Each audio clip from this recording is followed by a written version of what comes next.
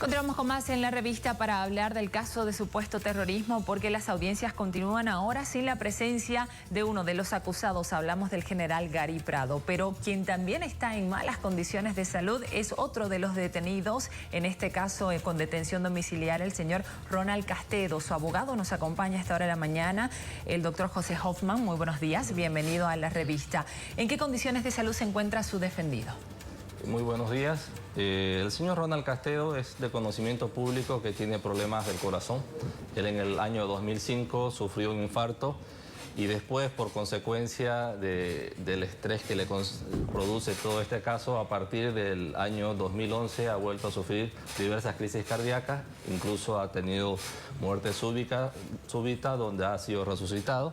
Entonces, podemos decir que la situación de él es crónica, es una enfermedad que nunca va a mejorar, que siempre se va a empeorar.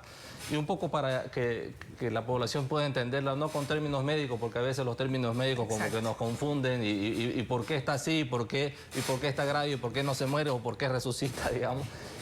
Yo creo que un ejemplo práctico da para entender más fácil y lo podemos comparar con un motor. ¿Ya? El motor del cuerpo es el corazón. Nosotros sabemos que un motor de un auto, si está en buenas condiciones, si es bien tratado, va a durar muchos años sin ningún problema, sin necesitar ninguna reparación. Pero si al auto lo sometemos a situaciones extremas, por ejemplo una carrera, ya es común que los corredores después de cada carrera tengan que reparar su motor. ¿Por qué? Porque esas condiciones extremas hacen que ese auto en poco tiempo el motor ya no pueda funcionar de la misma forma. Entonces el corazón más o menos es lo mismo, es un motor. Es un motor que si tiene buenas condiciones va a durar muchos años, pero en el caso de él, ese motor ya tiene varias partes que no funcionan.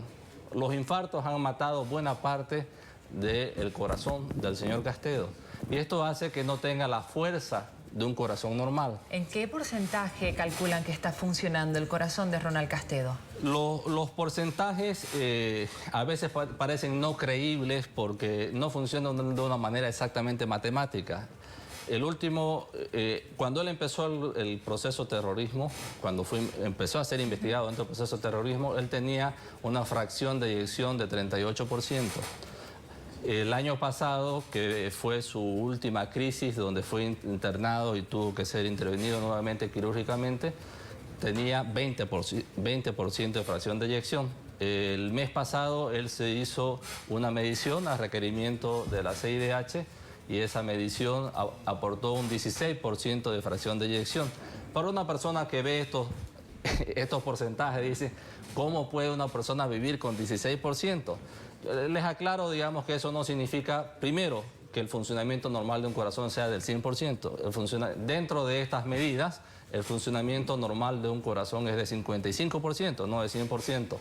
Por otra parte, no son medidas absolutas. ¿Qué significan estas medidas? Son parámetros que se fijan los médicos para determinar el grado de discapacidad de la persona, porque esto produce una discapacidad visceral, no física, porque la gente piensa es discapacitado que no puede caminar, es discapacitado que no puede ver, pero además existe la discapacidad de los órganos. ¿Qué es lo que no puede hacer el señor Ronald Castedo bajo estas condiciones? Ningún tipo de esfuerzo. Ningún tipo de esfuerzo. La recomendación médica es que él no puede ser sometido a ningún tipo de esfuerzo mental ni físico. ¿Puede asistir a estas audiencias, al juicio? Esa es una de las cuestiones que ha sido discutida y que desde el punto de vista médico, la opinión del médico es que no puede asistir. ¿Por un tema de esfuerzo o de estrés? Y se lo explico, por eso empecé hablando del tema de los motores. ¿Ya? Si usted somete al motor a un esfuerzo, lo que debería durar 10 años, no dura más que una semana o unos días. Entonces, ¿cuál es el problema del corazón de él? Al no funcionar de una manera normal, ya no tiene la fuerza para botar la sangre como debería. ¿Ya? A eso se suma. Eso ya no lo podemos corregir. Lo que está muerto de su corazón es imposible de corregir. Entonces lo que hay que tratar es que lo que funcione de la mejor manera posible. Pero eso se dificulta porque si le damos las condiciones buenas, él va a poder vivir mejor.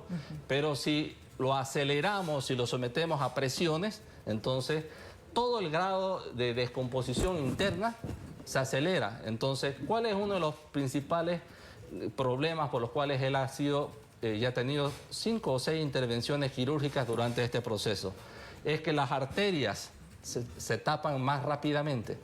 Al taparse las arterias, entonces esa poca fuerza de funcionamiento de su corazón impide que la sangre siga circulando como debe ser, y eso es lo que produce un nuevo infarto. ¿Ya? Entonces, el estrés al cual a él se lo somete, con la presión que significa un proceso penal, tener que asistir durante horas a unos problemas que le afectan a su salud, entonces eso hace de que las arterias se tapen más rápidamente.